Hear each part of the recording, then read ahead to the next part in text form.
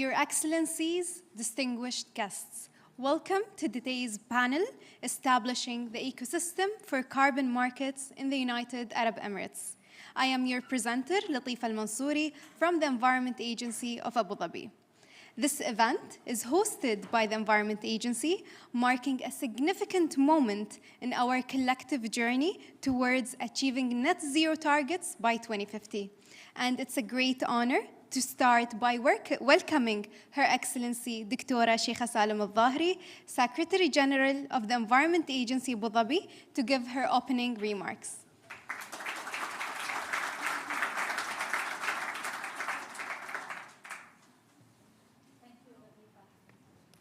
Me?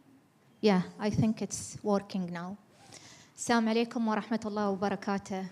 It really gives me a great pleasure to address you here today and discuss definitely the carbon markets. Few days ago, we were also here in the same room where we presented our most ambitious and the first strategy on climate change for Abu Dhabi. It is, as I said, the first in the region. It's very ambitious. It aims to reduce and mitigate 22% of carbon emissions by 2027. But also it aims into creating and making Abu Dhabi city adaptable, agile, and resilient to face climate change impacts. And to be able to achieve this strategy, we had to mark many initiatives that are promising, actionable as well, but also a forward-looking initiatives. And to achieve such promising target, we definitely need also policies and stringent laws. And for such, we thought in studying the possibility and the feasibility of having a carbon market in UAE is the future and is the way forward for us. So we worked with many partners, mainly, of course, the Ministry of Climate Change and Environment, many local entities, and also many private sector players to develop a robust ecosystem for carbon markets. That is one, very transparent, but also robust and reliable as an MRV system. An MRV system monitoring, reporting, and verification system. For us, this is a very complex journey. And personally, to me, when I sat with Ahmed and Eva, every time I would say, okay, can you explain? Can you repeat? Because carbon markets have different tools. And to understand the best tool that can fit us here, not only in Abu Dhabi, but also in UAE, is not easy. But we did make it, and we started to put the pieces in line. So today, you will be hearing from the Ministry of Climate Change and Environment their announcement for the carbon registry. To me, this is the first step in creating a promising market. And of course, with that, we will be also creating soon or piloting the MRV, a voluntary MRV system to be tested in the market in Abu Dhabi to start with, and definitely at a later stage at UAE level. It is, I have to say, this is a very long, complex, very challenging journey. It will take us up to 4 years because we have looked at different models from South Korea, California, and also the European Union, and to create a very mature and robust carbon trading system. I think we need to be very patient with us and very patient with ourselves, and we don't expect the maturity before 4 to 5 years. But we are here today, and we are looking forward for that transition. The transition that will help our economy to diversify and to develop more greener economy and technology to curb their emissions. So please, I call everyone in this room to come on board with any ideas that could help us tackle that challenge and transform the industrial economy in Abu Dhabi and UAE. Thank you so much.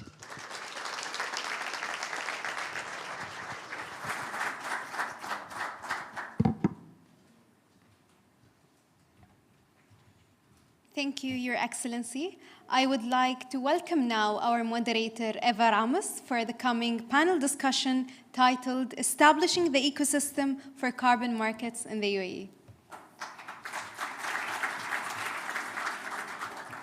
Thank you, Latifa. Good afternoon. As you know already, interest in carbon markets is rising rapidly, not only in the UAE, but also in other countries in the GCC, to achieve net zero by 2050. And there are already several initiatives at the local and also at the federal level that will support the creation of both voluntary and compliance carbon markets.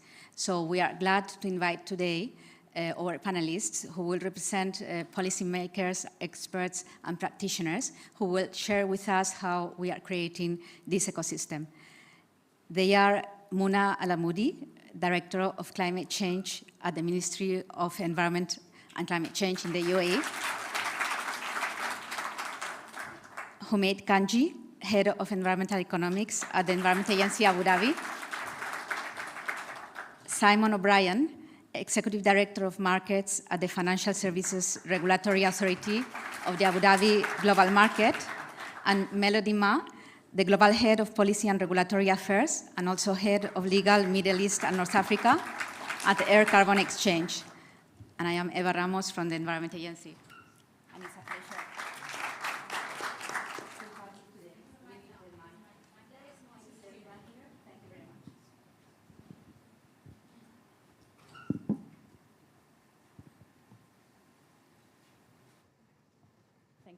So I would like to start with my colleague, Humaid Kanji. We have been working together in a project called Feasibility of Cap and Trade Scheme, together with all the key entities, not only in Abu Dhabi, also with the ministry, and we have found some interesting things about how this could look in the future. So could you please explain the main findings and recommendations of this study, and also which ecosystem elements are required for this policy to be implemented? Okay, is my voice clear? Okay, so thank you very much. And for this session, I think is very important as we advance, to raise the ambition on climate mitigation efforts. It is very clear that we need to exploit every possible option that is out there. And carbon markets have been at the heart of ambitious climate actions. The main reason is because we need to create economies that can grow, but without growing the emission levels. And this requires innovation and requires technologies to be in place and requires more aggressive efforts on efficiencies. When we speak about carbon markets, it's an umbrella term. There are two major categories of carbon markets. There are the voluntary markets, which there are already in place around the world, and there are the compliance market. The study that Environment Agency undertook in partnership with the Ministry of Climate Change and the Department of Economic Development in Abu Dhabi and all different entities, even from academia, we zoomed into compliance markets, and particularly what is known to be cap and trade systems. So you could think about the cap and trade systems. These are systems where governments set limit. It's a belt tightening measure on emissions, and it incentivizes entities to find ways of reducing their emission to stay within the cap. And these entities will be allocated some sort of tradable permits. And these permits are tradable in the market, where firms that are able to reduce their emissions through the use of technology and improved efficiency within the cap, they are rewarded through the sale of these permits in the market. So let's say it's an economic instrument, and it is designed to support achieving climate ambitions, to stay in line with the announced targets, at the same time allow market mechanisms to put their forces there, to allow the most efficient technologies and the most low-cost technologies to be picked up by the firms, and even the most expensive one, but through some design features, which I will get into. So through the study that we have conducted, one of the key questions was introducing such systems was seen and is perceived to be a burden on industries. We see these systems are flexible, and they can be designed in so many different ways, and it can actually help industries. And what we have observed from our findings, we looked into different scenarios, and throughout all these different scenarios, what we see, there are long-term positive impacts, as there is a positive feedback from increased investments. Also, there are ways of trying to channel some of the revenues collected through such systems to improve the uptake and increase the uptake of even more expensive technologies to make them accessible. We see there are so many opportunities out there for cap and trade systems, and especially for the countries like UAE and the GCC at large, to target their largest emitting sectors. Power sector industries are great candidates for cap and trade systems, and also strongly we recommend inclusion of transportation. However, these systems require an ecosystem, the infrastructure, to be in place before any country thinks about rolling out and making them established. And these ecosystems that I will just broadly mention, I know that my colleagues will reflect on them in details. Number one and foremost, what's important is to have clear and transparent accounting rules to match emissions with the allowable permits that will be established by the systems. And we are right now in the Environment Agency are working on something that is, what we call compliance, measurement, reporting, and verification systems to be in place.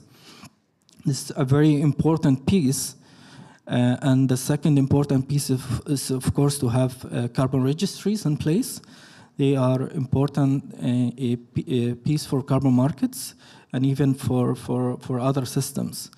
And the third is to make sure there are the market frameworks and the platforms to support the tradable allowances to be tradable through these, let's say, exchanges, and are in place, and the right rules and the regulatory framework is in place. So I would say that we are on track to develop all these parallel systems, and we anticipate the UAE could lead on establishing an ambitious carbon market in the compliance domain.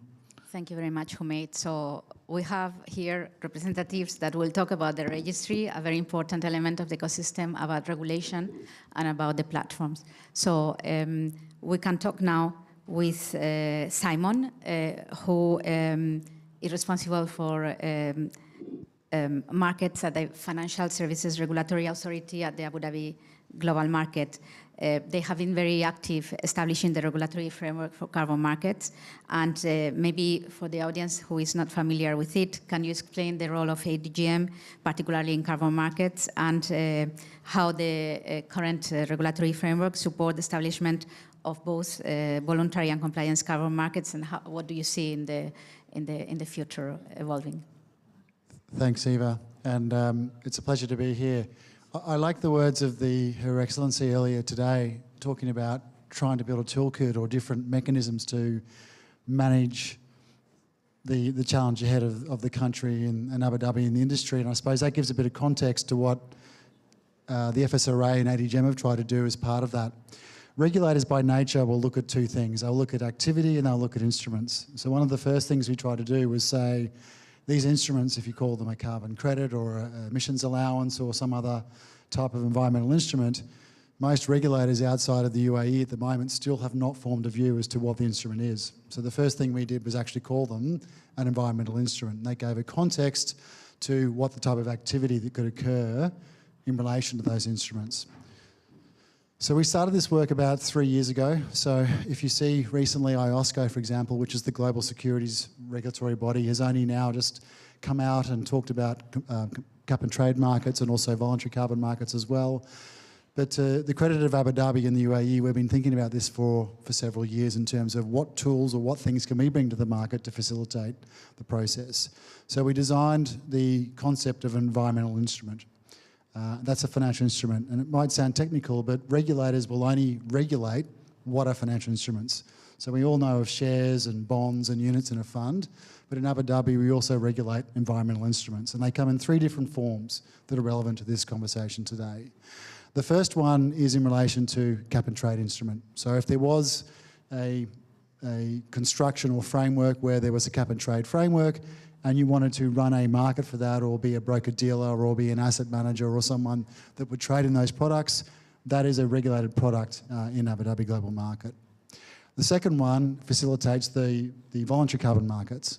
So we regulate the allowances if that was offered in ADGM. We also regulate those that may create a credit or an offset as well as a regulated instrument.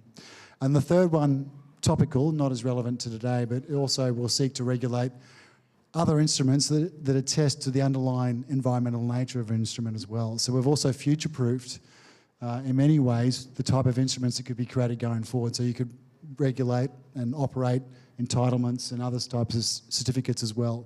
That's very, very important. Then we match that to the activities, as I said before. So we look at things like what is an exchange and what is a broker, what is an asset manager, and we match those activities to those type of instruments as well. And that facilitates and allows those who say we would like to run a regulated market in this space to be able to do so. The final bit I just want to add on is a little trick we added into the rules as well, particularly in the voluntary carbon market space. We are not an environmental agency, we're not a regulator we're not a ministry, but we are a regulator of activities and types of instruments that could be used in this space. So we've also linked the voluntary carbon market products to what we call spot commodities as well. So we could regulate gold trading, sorghum, wheat, other commodities in our jurisdiction as well. But to do that, we look at things like delivery, sustainability of the product, how it's stored, if you fail settlement in the product. We also apply things like market abuse. So one of the things that we're looking at is in terms of transparency of the market. Right now, every trade on air carbon is being watched by my surveillance division, watching all trades in these products as well, for the purposes of wash trading, manipulation of the product as well, just like any other security. That's a quick 3-minute update, but it gives really, I suppose, in many ways, the ability of firms to operate now, but also going forward in terms of their activities and the type of instruments that could be produced here as well. It's based in Abu Dhabi. It's focused on Abu Dhabi and UAE, but it should allow, if it all works well, participants from around the world to connect into these markets and trade regulated product, which we think is a very good thing. Thank you very much, Simon. And I think an example of how the work you are doing can reflect on something very concrete is air carbon exchange. And maybe Melody can explain what is it and how also the regulation and the DGM framework has helped it to come here. And Sure. Thank you. ACX actually started in Singapore back in 2019. It was known as Air Carbon Exchange. And we came to Abu Dhabi when ADGM launched its regulatory framework. So we established ourselves back in 2022, and then we received our license, being recognized as a recognized investment exchange in November, and we commenced trading May this year. So ACX was founded really to disrupt the way how carbon credits are traded in a voluntary market, primarily in 3 ways. So first, carbon credits are typically traded on a bilateral basis. So there's no price benchmark, and the terms are very opaque. And so project developers often have to go through intermediaries and paying very fat commission. So we wanted to move these trades onto an exchange platform where there's an order book which lists all the bids and offers. And so it's very transparent to our market, the exchange participants, and the orders get matched electronically. So our participants can see on a real-time basis the current supply and demand and get the price signal. And then secondly, we utilize blockchain technology, which tracks and records all the transactions on a digital ledger, which is immutable, and on a real-time basis. So there's real-time settlement, removing any inefficiencies, and also avoiding double counting. And then thirdly, we created trading instruments based on how commodities traditionally are traded. So what we do is we create contracts which specify the eligible criteria on the credits that could be used to settle by the seller under trade. So for example, we create a contract, a cook stove contract, and we will specify, the contract will specify the eligible registry, methodologies, and vintages of the credits. And project developers or sellers can source credits that match these criteria and deliver them under the contract. So what essentially this does is to make carbon credits fungible. Well, carbon credits generated from projects that are similar or that have similar quality or have similar attributes, fungible. And so converge these different credits into a common price benchmark. And we think this is very important to scale it because rather than people trading credits under different projects in a different price, we think in order to scale market, trading has to be taken place under a standardized terms, and we need a common price benchmark. So, yeah, so this is the way how, so sort of the purpose of ACX. And as Simon mentioned, we took advantage of the regulatory, very innovative regulatory framework, the world's first in ADGM. So we launched with carbon credits, voluntary carbon credits, but we've been working with FSRA on expanding our product suite. So for example, we started trading biofuels. We've been working on trading SAF, sustainable aviation fuel, or used cooking oil, and we are launching with 9 different types of biofuels. And then we will be, in the future, we will also looking to trade renewable energy certificates, RECs, and we're also working on a new, again, probably the world's first, a trading platform, an exchange platform, to really tackle the pre-financing challenges faced by project developers in the voluntary carbon space. So we'll be trading, creating a secondary market for pre-issued credits. And we will hopefully launch that sometime next year. So that's a brief introduction of ACX. Thank you very much, Melody. And another very important element of the ecosystem are the registries. So the ministry has been working during the last year to create the National Carbon Registry. Muna, could you please tell us a bit more about this element and how it will support the market? Yeah, definitely. First, I would like to say I'm really delighted to see the number of the audience joining us in the program. And being that we're having almost few days left from the COP, is really appreciating the engagements that we're getting from the delegates, and then also the members from different organizations been committed to actually be part of our celebrations. Today was a very unique day for us, and I think people who've been following the cabinet and the recent announcement that was taking place, there was actually a tremendous happiness across different entities announcing from the announcement that was released today from the cabinet when it's come to the first LTS for the UAE to be released. Of course, for those who's been following the UNFCCC, they understand that LTS stands for long-term low-emission strategies. So the UAE, alhamdulillah, with the support of different stakeholders, submitting the first LTS.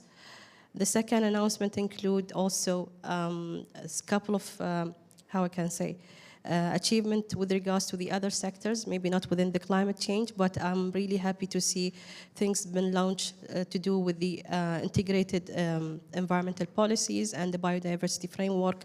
So I think it's been tackling every single sector within the climate and change ministry. So this is really, how I can say, it's really the way we want to work and the way that the leadership want us to work. So all of that through the collaboration and the effort to showcase it's not only a single entity like the ministry working towards one single objective, it's the whole nation working toward that specific objective. To be focused more, in the announcement we also have the cabinet approval on the first UAE national carbon registry, which I'm going to emphasize on more on the technical side of it. But however, Her Excellency, the Minister herself, will be here with us in a couple of minutes to do the actual launch of that registry. So to give you a flavor of the registry is actually having two main important components. The first one is the resolution. So the resolution is having 17 articles, where basically we are focusing on how the UAE is going to establish a national registry capturing the CO2 reduction, or let's say what we call the mitigation measures projects, from different entities. And on that specific point, the entities are all, whoever is operating within the UAE are eligible to be part of the registry. However, we are mandating that the entities emitting beyond 500,000 to be part of the registry. They have to be. So on the registry, what we have few components to be covered. As a part of the registration, it's a normal registration as you're creating your normal account. So you share your business details when it's come to the scale and let's say the magnitude of the business that you're carrying out. And then also you need to submit on an annual basis the GAG inventory. So it's really an important component to be noted that these inventories need to be validated and verified. So nothing goes to the registry without proper verifications, and that means that whatever goes as data has been already confirmed and validated following the IPCC guideline and the GHG protocol. The second element within the process is that the election or the selection of the auditors and the verifiers. Of course, the ministry will be the custodians of that verification process. However, it will be assigned to, let's say, accredited auditors and verifiers. And the list will be part of the platform itself. So it will be easing the way that the project owners can check who's the validator or verifier that can they refer to in order to certify their emission reductions. The last component of it is the issuance of these credits. So after the project and project owners submitting their, let's say, verified reports and been validated by the third party, it goes through the system. The MOCAI team will be providing that kind of approval, saying that, yes, this is a project that is high quality and it's really eligible to become a certified emission reduction for the UAE. So from there, the project owner or the proponents will be able to trade that, and as explained by our colleagues here, it's become as a tradable commodity. So you basically move from the platform, which is the registry, to the platform that is fall under the what we have in the, from our colleagues from Abu Dhabi ADGM, for example, as a tradable official tradable platforms across the UAE, across the Emirates. So from there, I think this is like an oracle view on what's the registry really having. But one of the key components that consider the system a very unique one is that it's been built and developed in Web3, and it's been using the blockchain. So which means it's 100% traceable, it's 100% transferable, and it's 100% can be reportable, which means that the project owner have complete resolution and what kind of credit they are having and what's the status of these credits.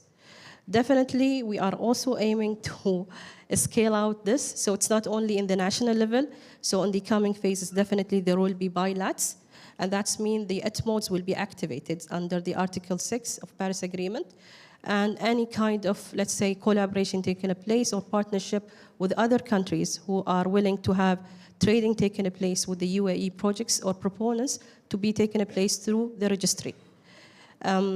What's also really nice about the development process of the registry, it's that it's done in the way that was really with the spirit of getting that objective really ticked. We had more than 25 stakeholders involved in the process of the development, and it's happening under the umbrella of the PMO, under the program of the government accelerator. And to be honest, it was beyond 200 feedback that was received to refine the resolution itself, and also to support the development process of the platform. And here I would like to conclude with thanking the partners who were with us. First, the innovation group, the industrial innovation group from Sharjah, and then also Venom for providing the technology for us and enabling providing its first of its kind platform that really have an advanced technology deployed, like the blockchain, and also having this kind of practice of ensuring that we have a transparent, 100% transparent system that equipped to be also scaled at the later stage to be connected with other platforms. Thank you very much, Muna. So maybe, I don't know if Her Excellency is already here. If not, what we could do is, I have some questions for you. So what would be your recommendation to accelerate the use of carbon markets to achieve net zero by 2050? Any of you, please, if you would like to respond, you are welcome. Is it a question to all of us?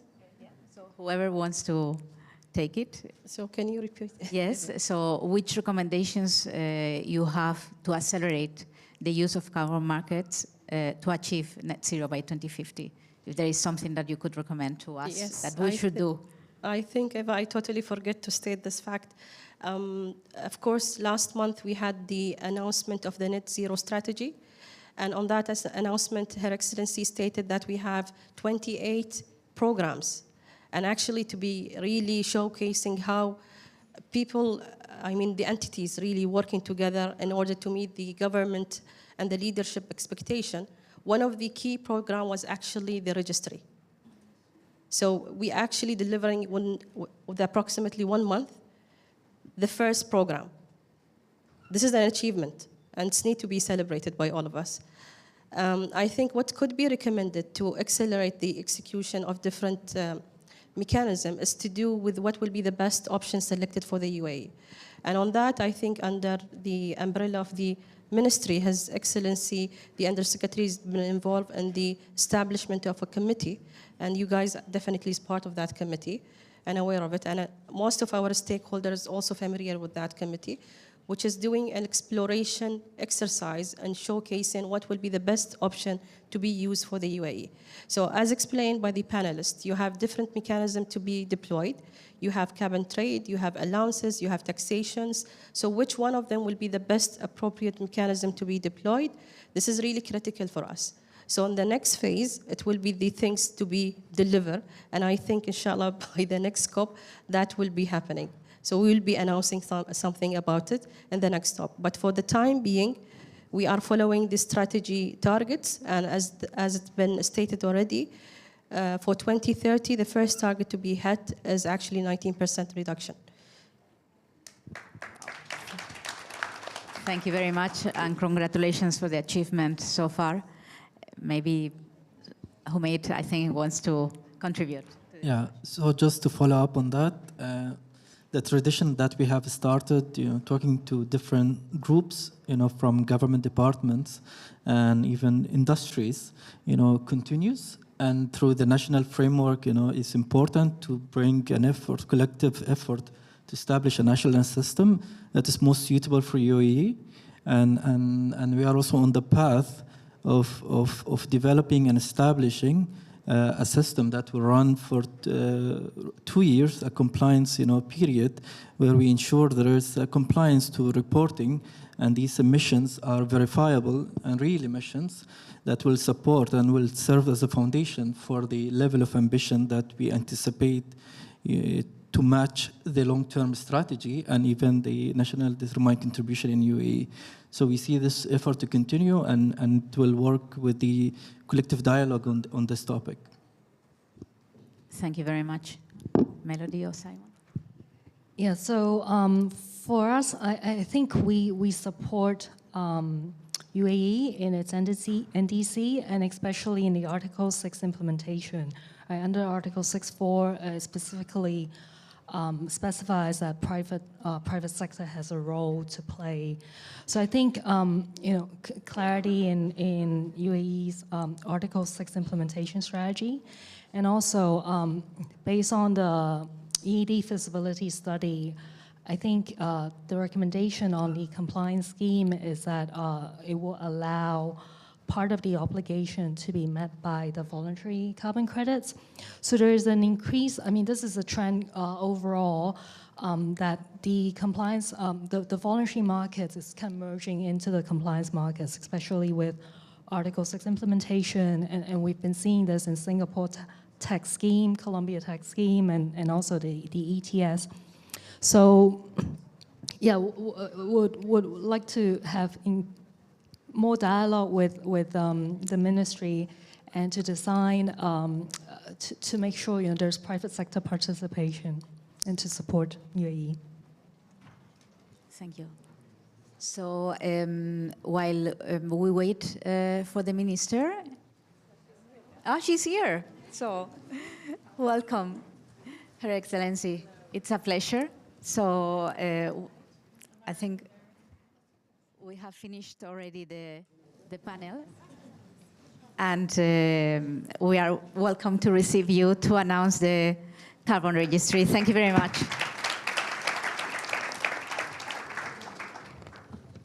Thank you so much.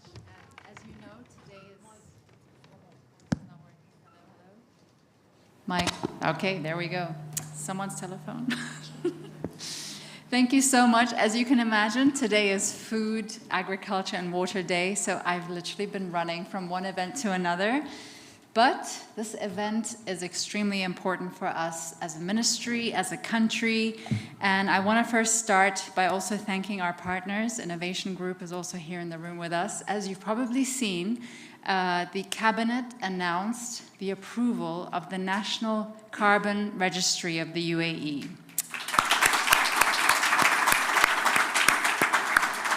And I really want to take the opportunity to thank my team, my partners, because this is one of the first of its kind in the region.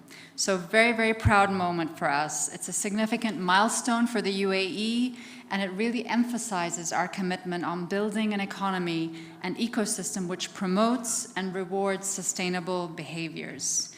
So the National Carbon Registry presents a unique opportunity for the UAE to combat the climate crisis.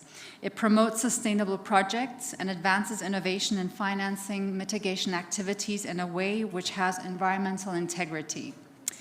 It adds a new dimension to the UAE's extensive suite of climate tools that allows us to align directly with the Paris Agreement. It demonstrates to our partners that we are committed to the kind of progressive climate mechanism which incentivizes and rewards investment in emission reduction measures. And here at COP28, it sends a clear signal that the UAE is committed. It's taking a pro-climate, pro-growth pathway, signaling to businesses and its partners to come on board, because this really is a key to decarbonize in all the sectors. Our businesses have shown time and time again, including through the Climate Responsible Companies Pledge, which we started a few months ago and really got traction within the UAE to get them on board. And it shows the enormous appetite that they have to rise to the challenges, to be part of the global climate solution, and also to support the government on our net zero pathway to 2050. So as you've heard today, the National Carbon Registry is the first of its kind in the region. We're very proud of that. It sets the framework for the establishment of a carbon registry and issuance of carbon credits. The registry will allow us to assess and track emissions reductions across the private sector. But why is that so important in the long term, and what does it mean in practice? In short, it is designed to create an efficient mechanism for driving down our emissions, something we are committed to doing as we celebrate the UAE's transition towards net zero by 2050. As some of you may know, we announced 2 years ago the Net Zero Strategic Initiative. That was the leadership putting the year by when we have to reach net zero.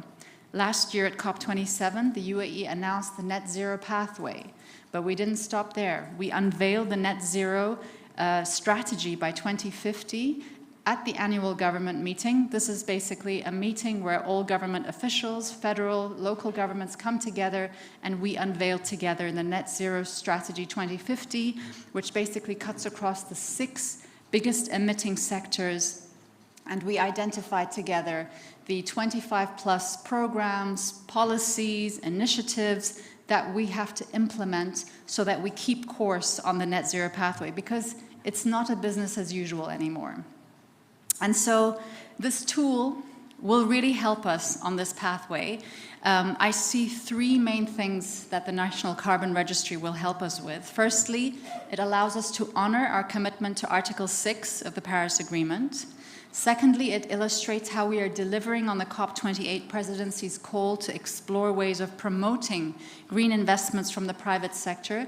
Having a national carbon registry will help investors be able to fund many of the activities they need to do to become net zero.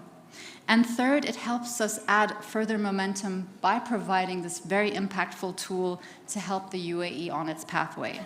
So I'm very pleased, and I have to say it's been a learning lesson for all of us to actually form a national registry. For many of my staff, it was the first time to ever develop such a tool. And I thank all the partners that were on board, and I'm very excited to get this activated and moving so that we can decarbonize and help in climate action. Thank you so much for being here.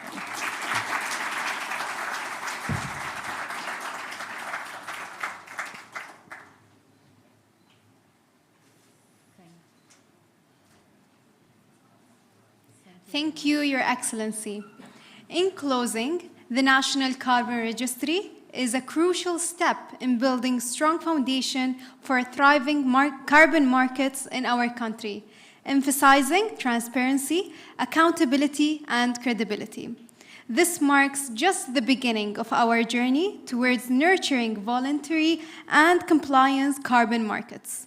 Stay engaged and tuned in as we build this ecosystem, paving the way for carbon markets to shape a greener and a sustainable future for everyone. Thank you for your attendance, and I wish you a lovely evening.